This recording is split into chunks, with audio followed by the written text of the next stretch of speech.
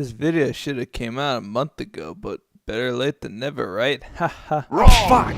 So long, 2017. I knew you well. You came and went, just like any other year.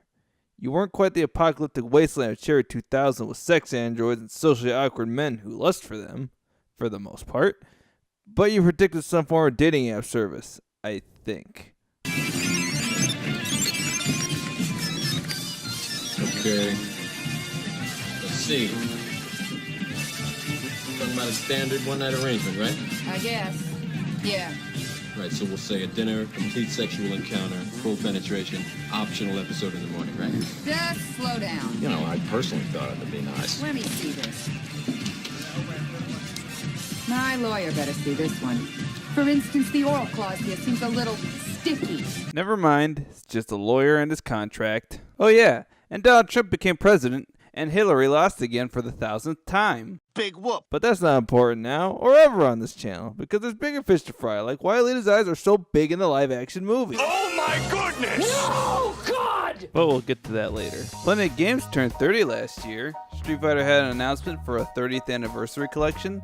R-Type had a limited sale of merchandise at Games Glorious in Akihabara. Contra got nothing at all. Metal Gear had an anniversary event without Kojima for the first time ever. Hooray? I don't know. So, about that 30th anniversary collection coming out in 2018. Good timing, guys. And it looks like they're including Street Fighter 1. I wonder if Street Fighter 1 is going to be arcade perfect or if they'll include the arranged soundtrack from the TurboGrafx 16 CD version of the game. I thought that version was infinitely better than the original arcade version. Well, at least the music was better, otherwise it was just the same clunky game. For example, here's Eagle's arcade theme versus his arranged theme.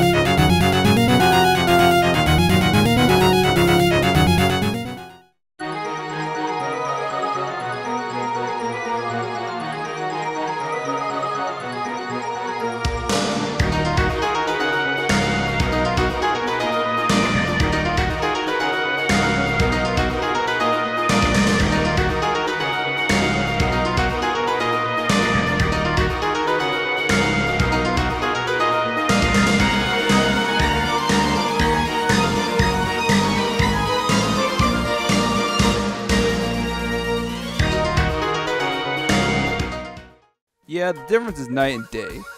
Now what would be cool is if they had it like Tekken for the PS1 where you had the option to toggle between the original and arranged soundtrack. They enhanced Street Fighter 3 Third Strike with new features in the online edition and came out with Ultra Street Fighter 2 for the Switch. I mean seriously, another version of Street Fighter 2 in 2017. When is the angry video game nerd gonna get his wish and get a Street Fighter the Good Edition? Street Fighter 2 has had 8 versions of itself, while Street Fighter only got one mediocre port of an already mediocre game with an upgraded soundtrack that has the title word switched to Fighting Street. Fighting Street! Now if that's not a stupid ass name, I don't know what is. But you know what? It's a dumb name that's so dumb you can't help but love it. Which I do. Now about those eyes. Yeah, that's gonna take some getting used to. As of this recording, 20th Century Fox put out a trailer for Alita Battle Angel just a little over a month ago. And honestly, I was surprised with the design choice for Alita. I thought they were gonna put a wig on Rosa Salazar and call it a day, but no, they made her eyes bigger. A lot bigger. I see they wanted her to look like the comic version of Alita, which makes me wonder why they stopped there. They also could have CGI'd her hair to be as accurate as possible, but Robert Rodriguez probably was like, nah, she looks weird enough, and I'm sure he doesn't want her to stick out even more like a sore thumb than she already does from those big ass eyes on her face. I like the idea of combining live action and CGI together, but the way they executed it reaches an uncanny valley for me. Especially when you have a character with big CGI eyes juxtaposed with live action normalized characters. If they had CG'd everyone else's faces to look more like their comic book counterparts, then it wouldn't be as jarring, which makes me wonder why that approach wasn't considered. but they didn't do that. So now the movie just looks kind of weird, and Alita and the rest of the cast just don't mesh very well. At least in terms of facial features. I mean, other than that, the actual cybernetic designs actually look pretty good. By the way, I lied about something that I said earlier in this video. Contra got nothing at all. That's not necessarily true, because after looking around the internet for a while, I happened to come across this article about a new Contra movie coming out next year, and lo and behold, I see a video with the preview of the upcoming film.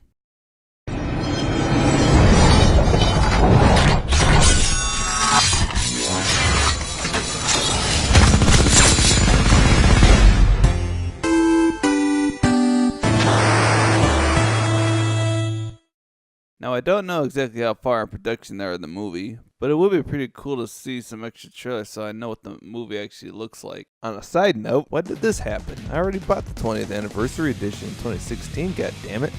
You sit in the corner and think about what you did. Okay.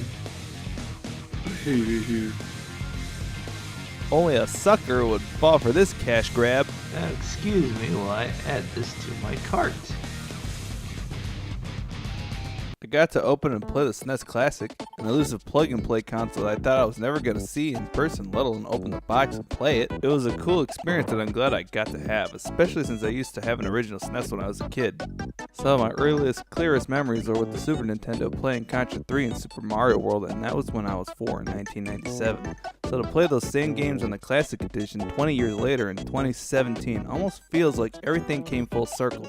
The same atmosphere I felt 20 years ago returned in those moments I spent playing the SNES Mini. And that alone makes last year special for me, but to be fair, a lot of the video game franchises I mentioned earlier add to that sentiment because they were some of the first games I ever played and still play even after so much time has passed. And I bet in another 20 years I'll still be playing those same games because a part of me is always going to be that little kid from the 90s. Overall, I think 2017 was a decent year. It's been over a month in 2018 and it's been pretty good so far, so who knows? Maybe it'll be even cooler than last year. Oh yeah, and something about a Nintendo Switch. That console came out last year. Well, duh. I forgot to mention, Final Fantasy turned 30 last year too. Okay, bye.